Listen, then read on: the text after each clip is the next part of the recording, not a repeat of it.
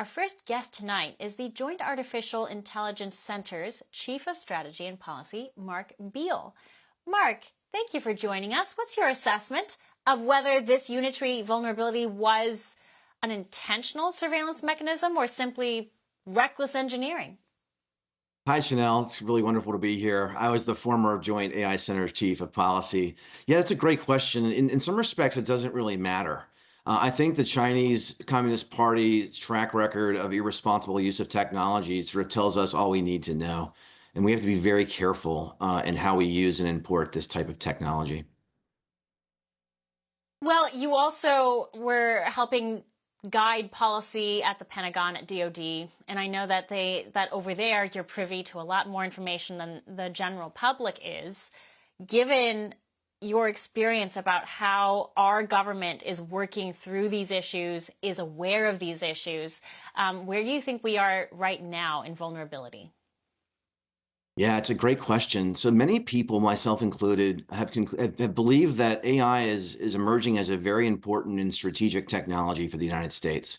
Companies around the world, including in China, are building systems that are becoming vastly superior to humans in some tasks. And right around the corner, they could become vastly superior to humans in all tasks.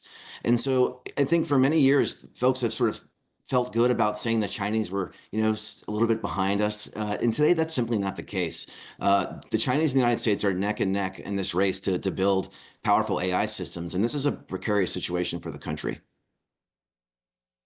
It's precarious, especially because I feel like generally in U.S. policy discussions, it feels like all the wrong people are excited about it.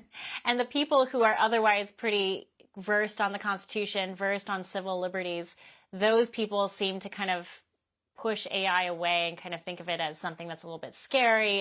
It's technology, it's bad.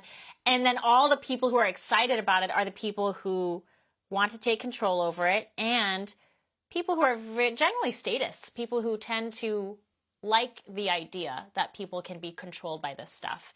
I guess I say all of that to talk about the broader issue of what's the policy culture like when you're talking about these issues with lawmakers? Where are we most vulnerable in our misunderstanding of it?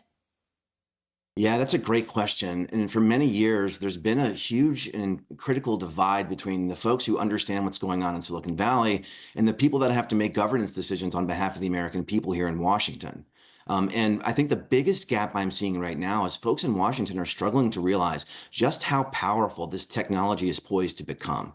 And I think if we're not careful, we're going to see the concentration of wealth and power in the hands of a few big tech companies, and at the cost of potentially our civil liberties. And we have to be just very conscious of where this is going, and we have to get way more engaged than we have been. Because I think Congress is going to respond only when they see the American public starting to sound alarm bells, and we haven't done that yet. What would like an AI 9/11 look like if you were just being a futurist right now? What would one example of a 9/11 AI incident be? Yeah, I think there's one really I think sort of near-term example of an AI getting weaponized and used for cyber attacks. And you could imagine 15,000 drones descending on a city with computer vision and a missile or a bullet attached to each of those drones and doing a decapitation strike. This is a weapon of mass destruction that's been proliferating around the world, again, with relative impunity. And this technology is here now. It's not like futuristic. Right. Well, Lieutenant General Jack Shanahan, former director of the DoD's Joint Artificial Intelligence Center, warned this week that deploying AI-enabled military systems will require a complete overhaul of traditional testing and evaluation practices, shifting from slow, centralized procedures to dynamic, continuous processes that reflect AI's need for rapid updates and operator trust. This is a very different mode of operation for the Pentagon. I think you can speak to that too. What is your take on that, on General Shanahan's assessment? My former boss, Jack Shanahan, is right on the money. The military has a long and outstanding history of a great culture of safety and security, whether it was the nuclear Navy or the U.S. Air Force. We wouldn't field weapon systems that don't pass the highest standard. But as we talked about before, these AI systems are not built, they're grown. And because we really understand how they work, Right. testing the operational envelopes becomes very difficult. And it's something the Pentagon needs to accelerate if it's going to be fielding these types of systems. Well, given your time over there and your familiarity with military adoption cycles, what structural and cultural reforms do we need right now at the Pentagon to adapt to the speed at which AI is developing, especially in the hands of our adversaries? What do we need to change about what we're doing right now? It's a great question, and there's no easy solutions here. But under the leadership of President Trump, maybe big things, big change could be on the table. And one of those ideas, the DoD was architected back in 1947, and it was designed to move men and material into the Fulda Gap and blunt the Soviet invasion of Europe. Well, today we find ourselves in a very different sort of digital environment.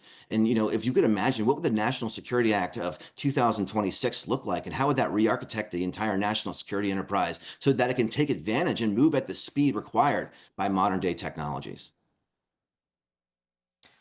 I think that this is just an amazing topic. I don't think any one person has the answers right now, but that's where it gets scary, because you have certain people who feel like they do have the answers, and they tend to want to over control AI. They have a tendency to want to use it to control the population.